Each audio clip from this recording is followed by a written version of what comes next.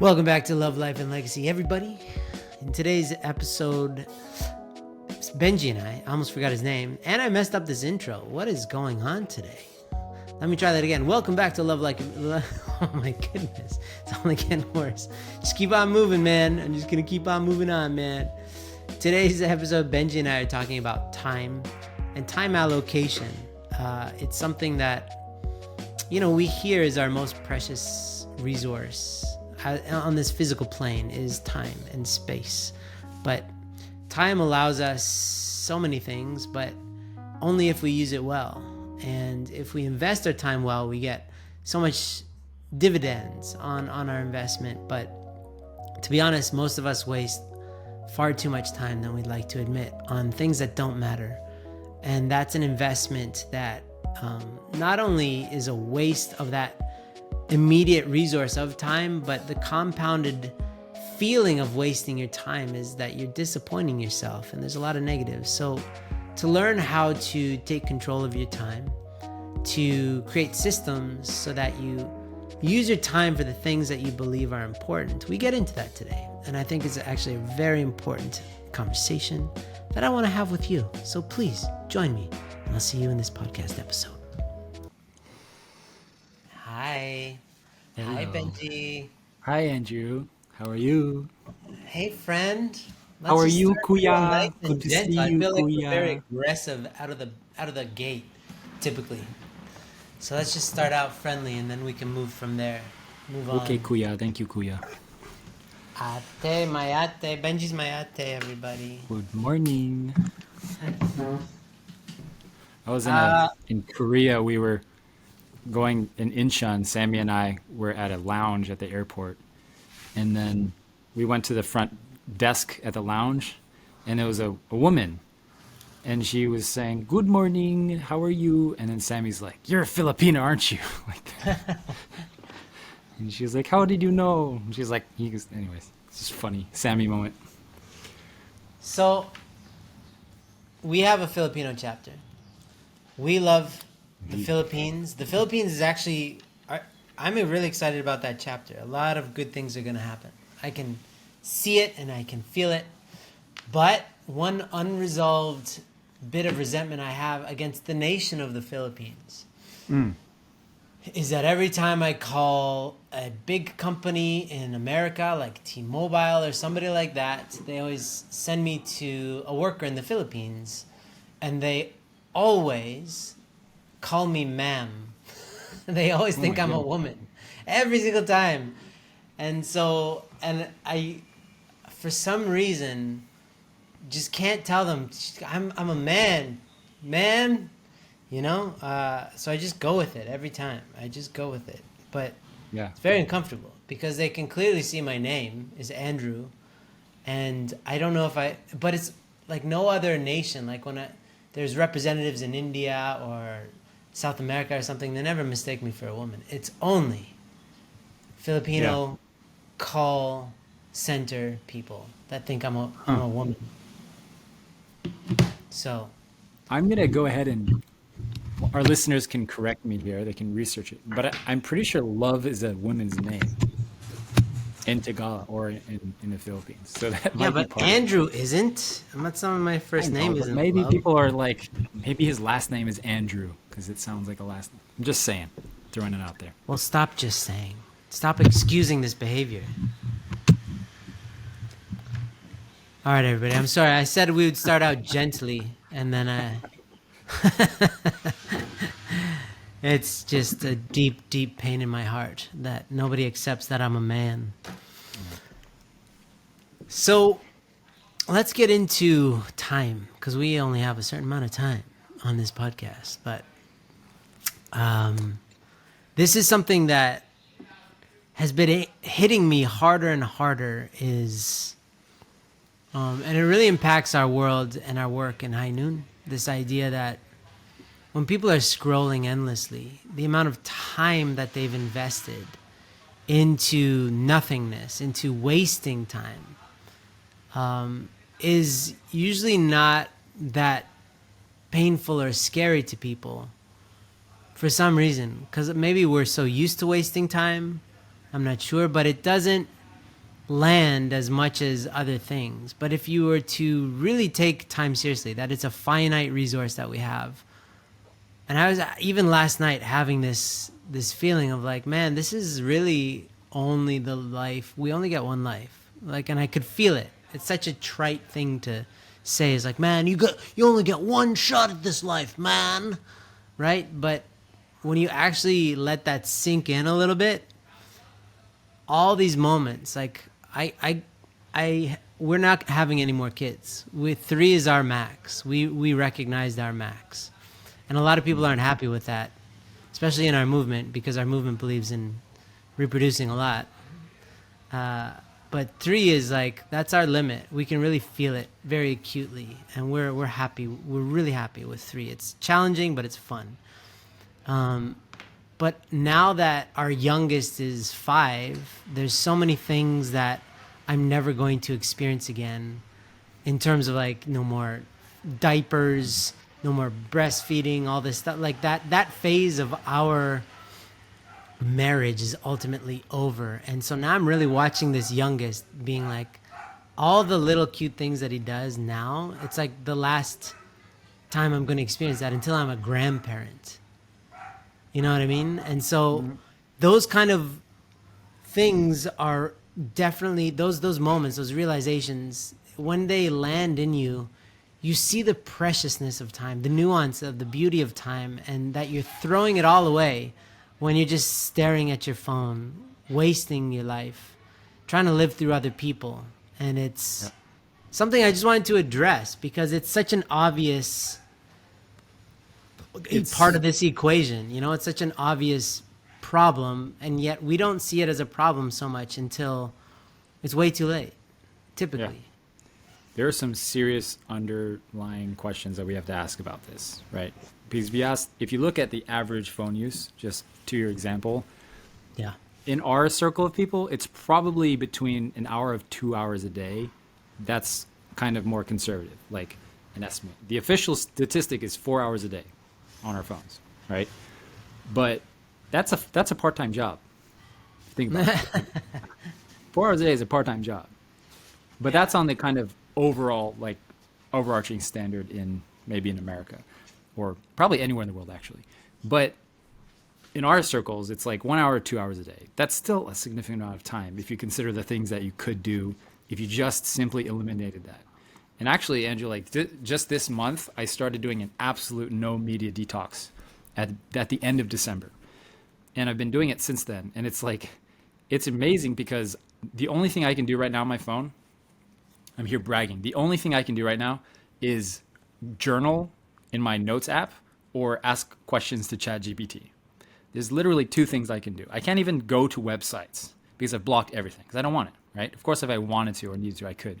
But there's no YouTube, there's no Instagram, there's nothing. And it's my decision. It's a me thing, but it's been so liberating because the only thing I do with my phone and my time is I journal and I ask questions to myself. And I try to uncover big answers to important questions. Because we were just on vacation at the ocean with my family, and I had no access to anything on my phone. So what was I doing the whole time? It was journaling, either with my physical journal or with my apps in my phone, my notes apps.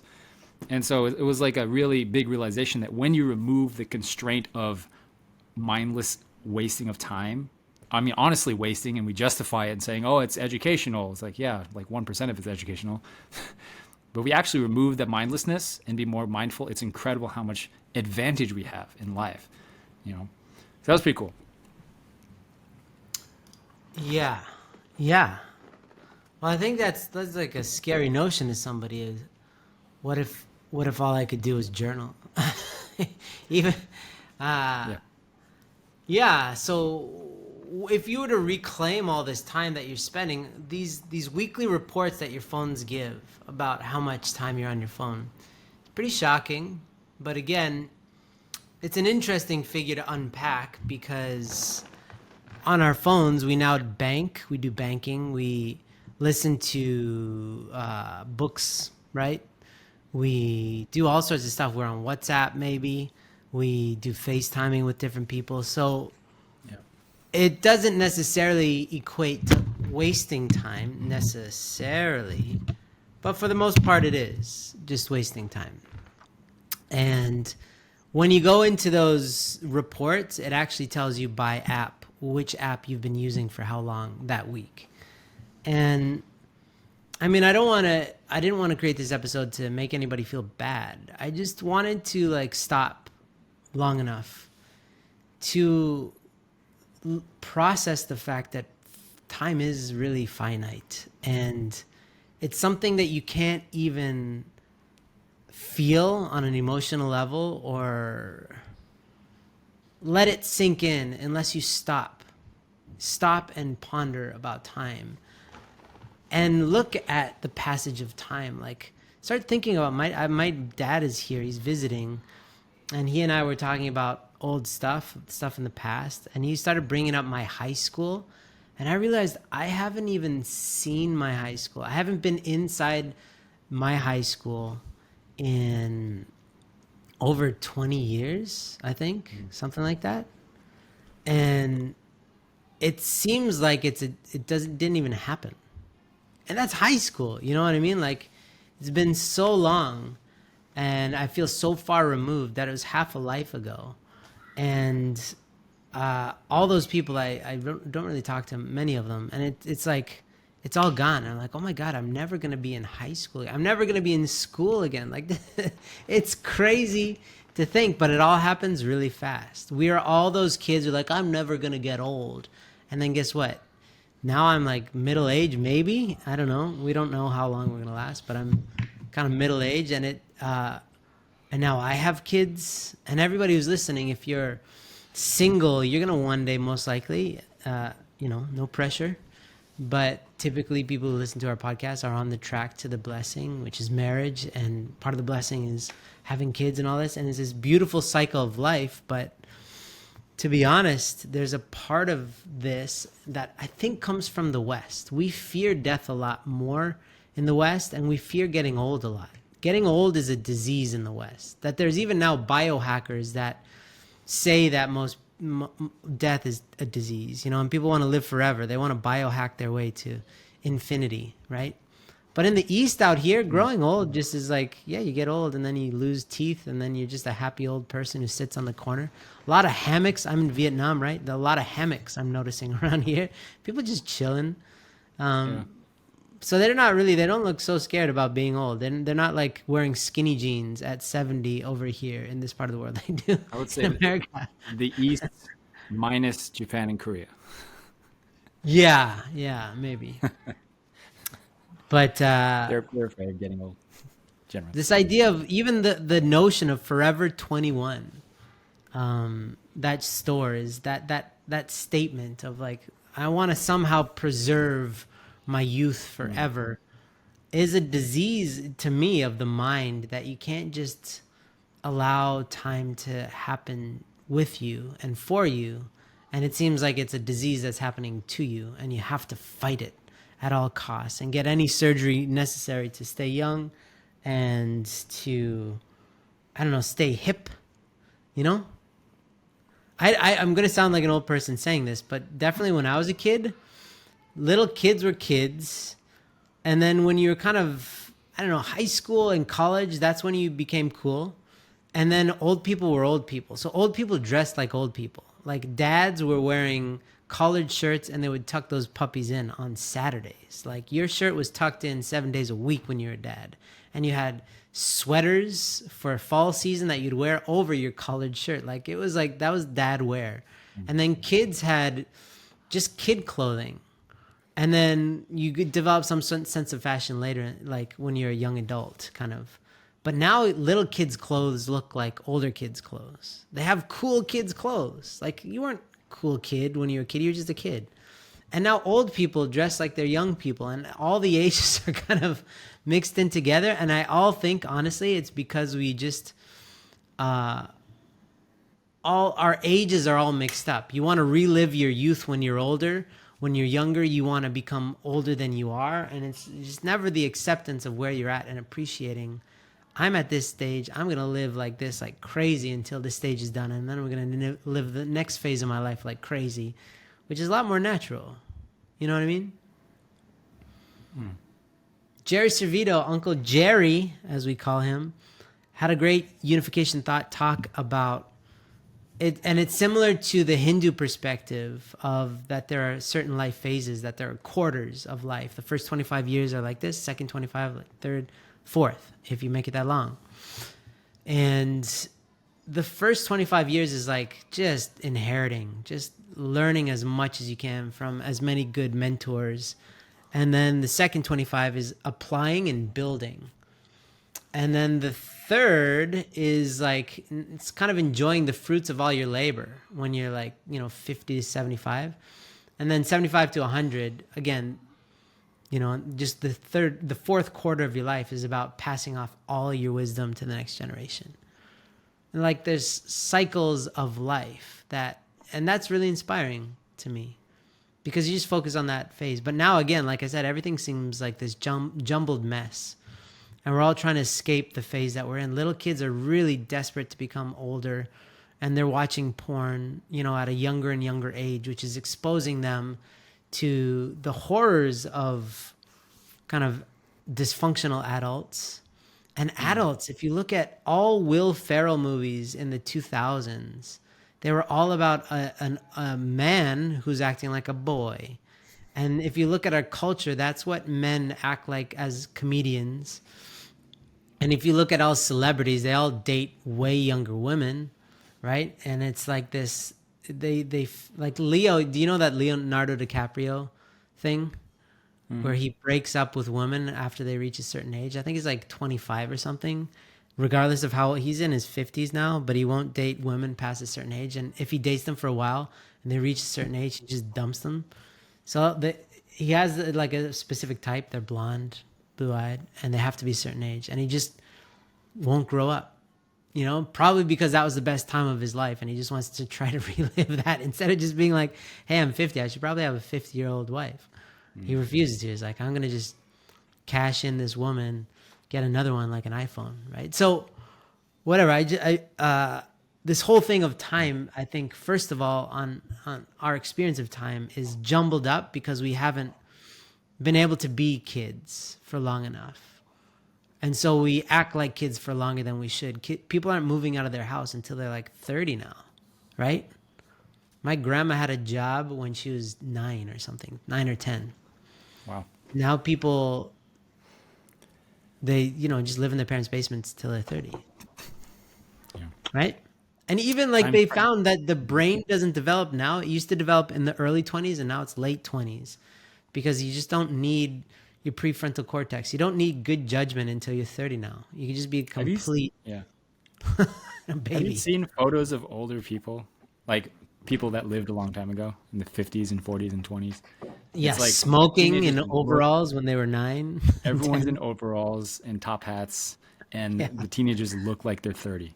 It's interesting. It's very interesting to see. Yeah, it's not to kind of, I don't know, romanticize the past because they had some difficult stuff that they were dealing with. There's a lot of alcoholism back then, a lot of abuse and all that. But you were allowed to be a kid for longer. And out here, it's actually, the kids are really pure out here in Vietnam. I'm very surprised. You just walk and they look at you and they say, hi, when they're teenagers. Like I saw a group of high school kids. They walked by me and they all smiled and said, hi. I was like, what is like, that only happens in movies when it's a horror movie, right? When it's some creepy town where everybody's a robot or an alien or something. But this actually, somehow youth is preserved here and old age is preserved here. I see that. And it My seemed to be litmus test to see how, I guess, mentally stable a country or culture is do the teenagers give any attention to children? Like to my kids.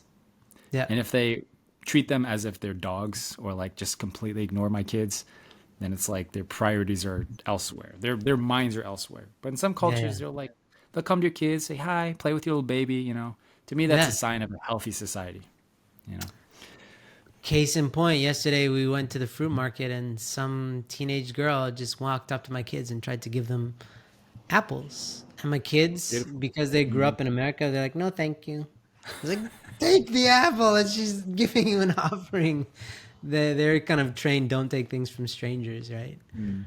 But yeah, no, that honestly, like whatever phase of life you're at, right? If you're a single young adult, chances are you're just chomping at the bit to get blessed or to be in a relationship, to be in love, and you chances are you're not fully appreciating the idea of being single, because that is also a phase of life that is very precious, to get to know yourself, to spend time with yourself. Very few people date themselves. Like, this is not just advice from a book. I did that once in my life. I went through this phase where I had a really difficult season of my life. I had the best summer of my life and then the worst fall and winter of my life, where I was just extremely depressed. And then that subsequent spring, I refused to hang out with anybody that I knew or do anything that I did. And I just went into this scary place where I would date myself and I would do all these things. I'd go to concerts by myself, music shows by myself. I'd show up and I'd just be like, yeah, I'm here by myself. I'd go to movies by myself. I'd do all this stuff. Also still hanging out with friends, every so often, but really spending time with myself. And that was a foundation for so many big events to happen in the next year or two. That's what got me to America and doing all these things. But when you're a single, to not try to run away from being single. In kind of modern secular society, people are always running away from being single because they're just dating from one person to the next because it seems like if you're single, there's something wrong with you, right? If you're not dating, people are like, oh, you got to get it back out there. You got to get back out there on the field. You got to play the field. You got to catch that fish, whatever. Yeah, and even in our faith community, if people are a certain age, it's like, why aren't you matched? Why aren't you blessed? Right? Yeah. But like you're saying, there's some beauty to being whole individually, right? We talk about first blessing, Yeah. sexual integrity, being whole individually, so that you can bring that whole person into the other half of God, and you guys can be the male and female. And so there is beauty to being that. I never really experienced it, to be honest, because I was blessed when I was 18. You were blessed when you were like 6 years old or something, right? I don't know. I don't know if I've experienced dating myself. Maybe I'm doing that now more and more. It's like something that will come over time. I don't know. Yeah. Well, I mean, again, to the point of time, it's fulfilling the purpose of that time of your life. So there's time in phases, and then there's time like hours in a clock. And it's hard to imagine, honestly, very few people, if any, have joined High Noon because they fear that they're wasting their time, and that time is a finite resource, because in spirit world you don't get that time back, because that's a notion that is really hard to connect with. It's very esoteric. It's very abstract.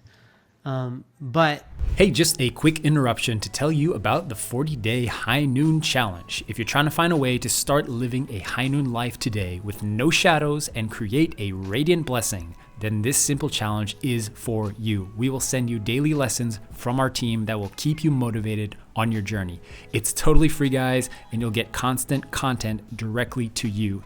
Just sign up today at highnoon.org/challenge. the more you go down this road and reclaim your time, you realize I was giving away the most precious resource of my life to nothing. I was getting nothing in return. Imagine you were given $1 billion and every day you would just give away $10 million to nothing. You'd spend $10 million on junk food and just useless crap. The arcade. Imagine you heard a story about somebody who spent $10 million a day at the arcade. You'd be like, you're crazy. Well, people are spending 10 hours a day on their phones watching TikTok or whatever. That's even more precious than money. And we're spending even more time wasting it without any sense of maybe I shouldn't, right? Just because that's what's normal to us at this phase in humanity. But it's a real disease, and it's a sickness that's honestly going to get worse before it gets better, because VR and all that, there's this, you and I are recording right now on our computers, right? We're constantly, even now, doing our work on our phones or our computers. We're just on devices all the time. But to unplug from that is more essential than ever so that you can get a grip on time, you know? I've been thinking about time in the sense of attention and priorities. Because if you ask anyone listening to this, is time a valuable asset, one of the most valuable assets? Almost everyone will say yes, right? It's Sure. finite. Everyone has the same amount of time in the day, in the month, in the year. But at the same time, it's not allocated in a way that is productive or placed on priorities in our lives. So when I say priorities, for example, we say like, oh, my 3 priorities are, you know, whatever, God, my relationship with my wife, my kids, you know, just random examples. But if it was really a priority, those things would take up the most amount of time and attention and focus of us. So actually our priorities are dictated in more part to what we place our attention on. Yeah. Because if you spend a lot of your time and attention on sexual fantasy, on porn, on scrolling through whatever, doom scrolling, it means that fundamentally a big priority for us is trying to resolve some unsettled thing. Does that make sense? It's like a hint. It's feedback that there's something that needs our attention and needs our focus and a priority, but we're not dealing with that in a productive way. And so as a byproduct, our attention is being siphoned from us and used towards something that's destructive and not very productive. And so I think it's a really helpful exercise for all of us to be like, okay, what is really the most important thing in my life? Like thinking North Star, for example. What's really priority? Number 1, number 2, number 3.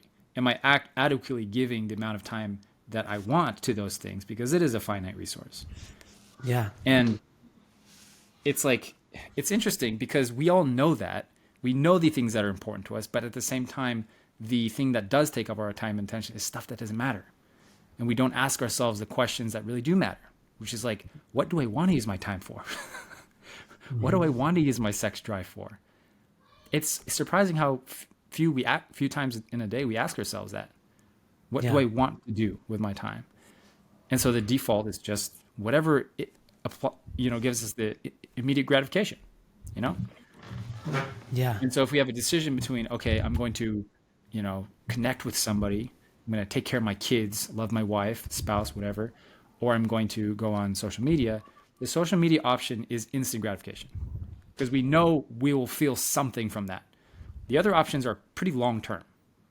And so we don't see an immediate gratification or reward from those things. But I believe, like in my life, I've tried to train myself and my brain to see reward in those things as much as possible. Like journaling, I talk about journaling because I stand by it. When I journal something, I know subconsciously that I will feel a lot better, and I will have immediate reward for that. And so I do that as my default activity when I'm feeling difficult stuff. Is like, I know if I journal or if I talk to somebody about this issue, I'll feel so much better immediately. And so that's like my default subconscious activity that I'll go to. And I know that if I go to my phone, I will feel good for a second, but I will immediately be followed by feelings of just like, what did I just do? Sure. It's like, this is not helpful. So I think that priorities are important, and we all know that, but we don't place the adequate amount of priority and time to be allocated to the things that actually do matter to us. Yeah, it's a clear formula, right? Look at your schedule and how you use your time, and is it congruent with the things that you believe are important? Because it should. Hey, this is important to me, so okay, I'm going to spend time and energy on that. And it doesn't add up for most people, right? They think that they value this thing with their hopes and their dreams, but they are actually putting their time and energy elsewhere. So they're valuing that thing, right? That's what I used to give that talk a lot, and I didn't have a solid example for it. I just knew it was true, was the idea that porn is our church because it's our form of worship. That's where you give your time and energy and attention. But that's really, if you could view it through the lens of time being our most precious resource, you're actually giving, you're putting it in your hands and you're giving it to your phones. And so it's you're willfully handing over your time to something that you know is not giving you anything back really substantially in return. Especially when we're talking about porn. You know, it's not only not giving you productive things back, it's giving you misery back. So somebody knocks on your door, they're like, hey, how's it going, sir? And you're like, hey, I'm doing great. And he's like, I got a great idea. How about you give me $100 and I punch you in the face? And you're like, I don't think that's a good idea. I think that's actually a bad deal. And they're like, no, sir, I promise you, it's a great idea. Just give me $100, just punch you in the face. I'll throw you in a kick in the nuts for free. And you're like, that sounds even worse, actually.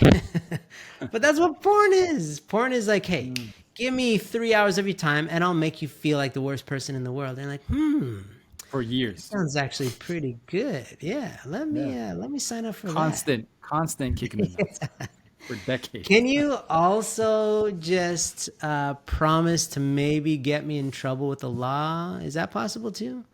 Can I be judged by friends and family? Is that? Can you throw that in?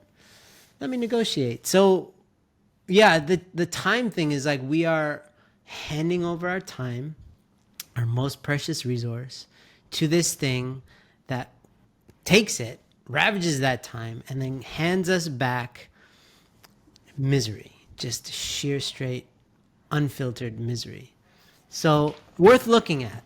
But conversely, to talk about the positive stuff, to honestly, what you're doing, Benji, in the journaling is you're stopping to be present. All religions point back to the importance of presence of mind, presence, just like stopping and acknowledging. Like the state of gratitude is just stopping long enough to be like, I'm alive. And that's such an amazing thing. And to say that is so easy. To write a sermon about it, super easy. So many quotes that you could pull from any, biblical text or from Instagram or from Albert Einstein once said, right? All this stuff so easy to say, but then so hard to feel deeply.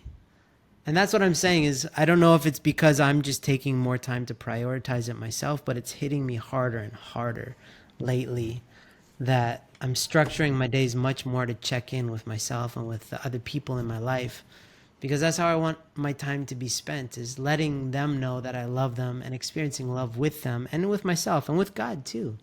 Even most days in the past, my prayers would be out of kind of obligation or like a sense of I know I should, but not out of, hey, how are you doing, Heavenly Parent? I miss you. Can we spend some time together? Can you tell me something I don't know? Like, is it possible? I have this question. Like, hey, Papa. Like that kind of feeling. Hey, Dad, I have a question for you. Do you mind fielding this question? He's like, yeah, sure, son. What do you want? That's what experiencing Heavenly Parent is meant to be like that. You're just steeped in the love of Heavenly Parent. Sitting in the lap. I don't know if you remember when you were a kid, but sitting in Santa's lap was just like, this is it. This is...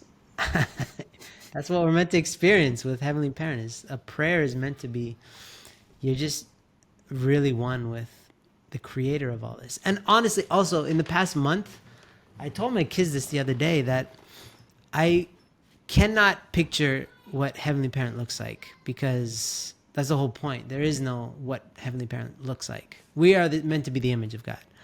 But if I'm speaking to nothing, it feels like I'm speaking to nothing. So I have to have something in my mind, something in my heart that I'm communicating with. And for some reason, I have a very clear image of like a constellation, kind of like a galaxy or a series of galaxies in the physical universe that is like an open hole with many colors. And it doesn't move. It's not like a mouth that talks, but it's just like this beautiful cluster of stars and colors and stuff that just sits there and hears me out. And it's the portal between myself and Heavenly Parent. And it's something that I've just been prioritizing, using my time for that. And I'm getting back a sense of familiarity.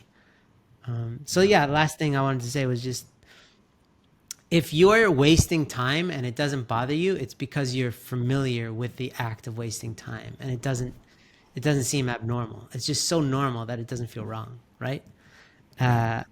Whereas if you spend more time to get, like in that situation, you're wasting time and that feels normal. Praying feels abnormal and difficult.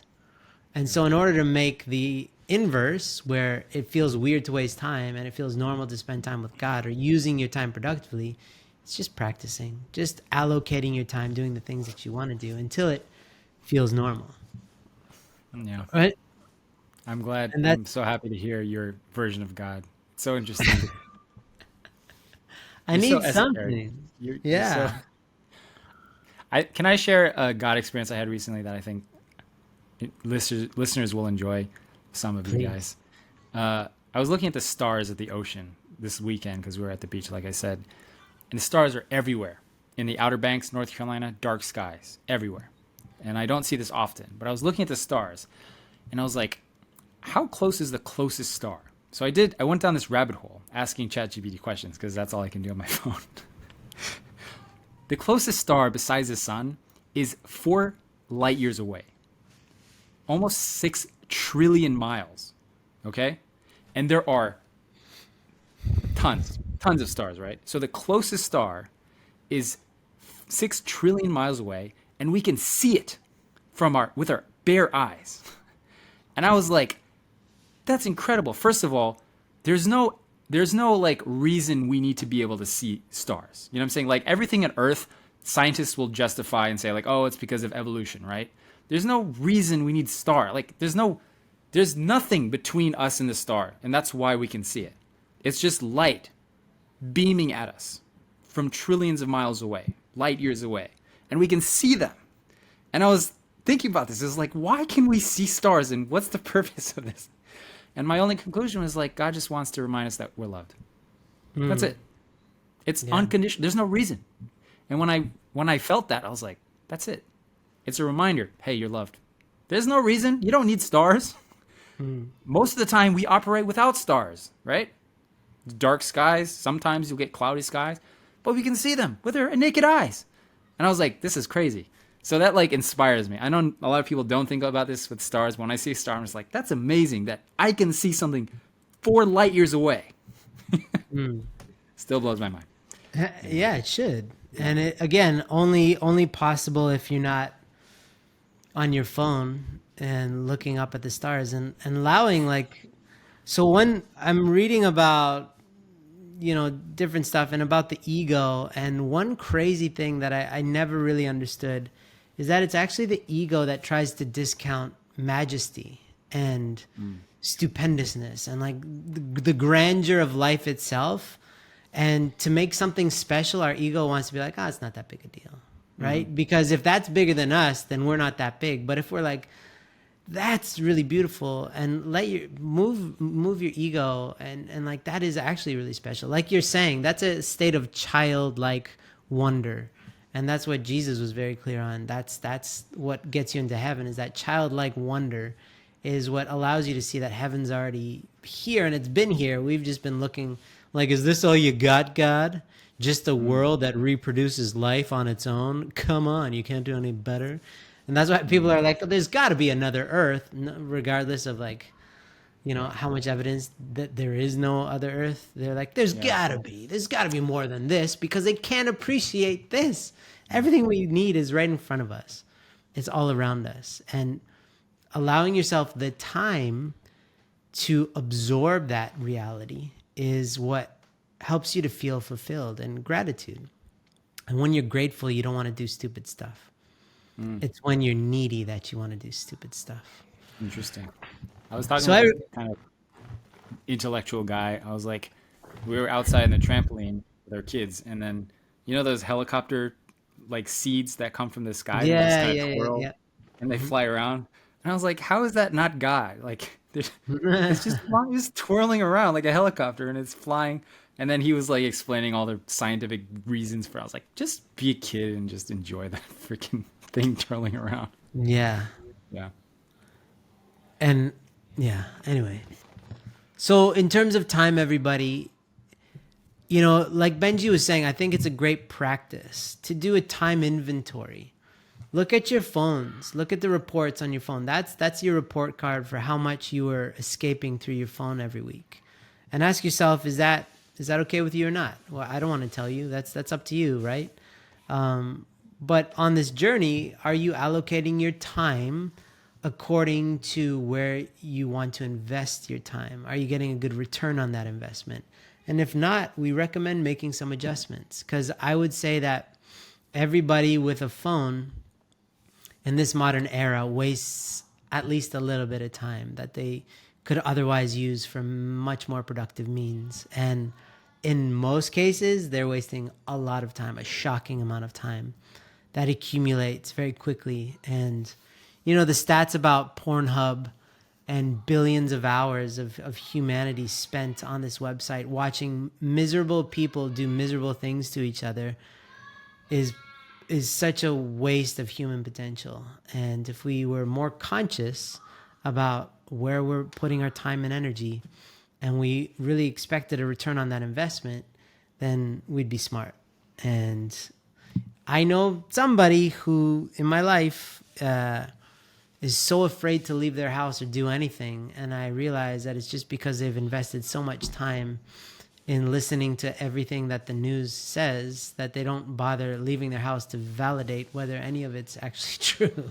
Now they're too afraid to travel to another country because but there might be a war. It's like, come on, just leave your house. Just do it. Just see what it feels like.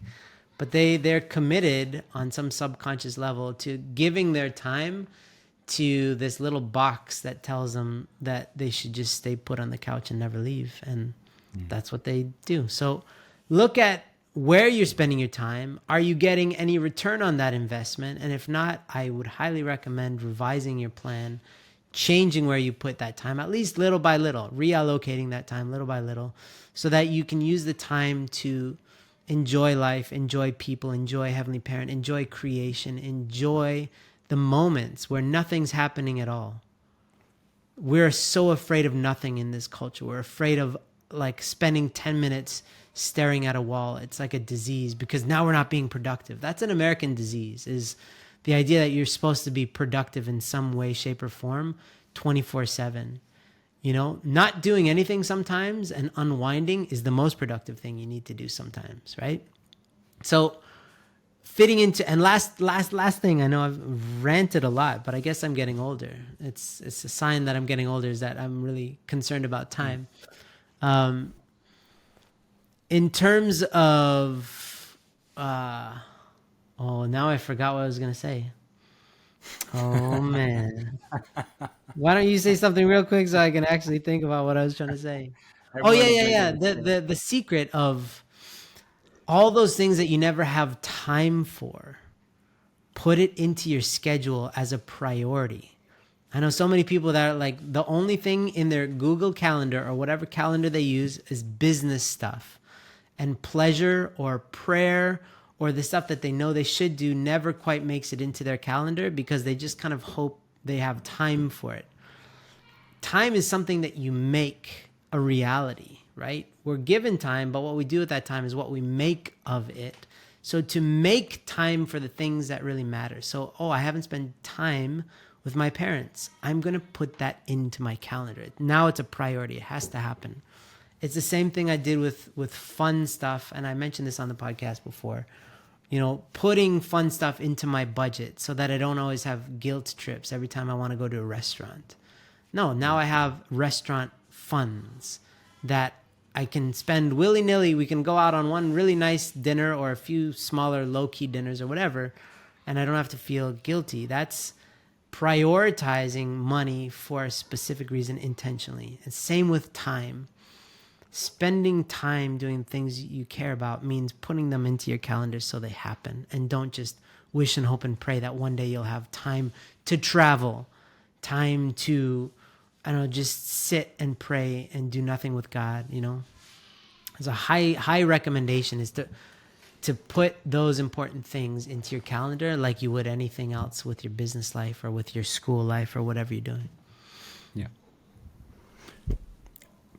I would like to make an official statement, Andrew, as the old guys, you and I, that Andrew and I could beat all of y'all in spike ball, and we could beat all of y'all in a handstand competition. Just saying. Yeah. Challenge accepted or not. It's up to you. Yeah, I don't know. I could take most people. Yeah. Except for any of the. Yeah. Go ahead. No, you go. People don't see us in person. And so if they're just listening, we could be like some two very overweight dad bod dads. But just saying, we're trying to represent Channelguk here. And Channelguk is filled with men that are fit, have their act together, and can brawl with our sons or children if needed, and daughters. Yeah, people who live a long time because they listen to their bodies. Fitness, maybe we can get into that later, is really finding out what your body needs and giving it that, not what your mouth wants, not what your lazy part of you wants. But it doesn't mean abs necessarily, or like to have that version of fitness is much more narcissistic, and it's about how you look, not how you feel. But yeah, for sure. But that's allocation of time. You and I both have gym memberships. I spend a lot of time. We just moved to be closer to the beach so we can spend more time running around on the beach and grounding and doing stuff like that. And it feels great. So time, allocation. But we got to go. I actually turned off all my devices because I'm focusing on you, and I realized I am late for a meeting. So Okay. I got to go. Thanks, everyone. Thanks, everyone, for listening. Peace to you and your mothers and your brothers. Bye. Peace. Hey, did you know that our team wants to do more events? Well, if you want to bring the High Noon message to your community or group, then let us know and we'll try to work something out. There's a simple application that you can fill out right now at highnoon.org/invite, and one of our team members will get back to you to see what's possible. That's highnoon.org/invite. All right, see you in the next episode.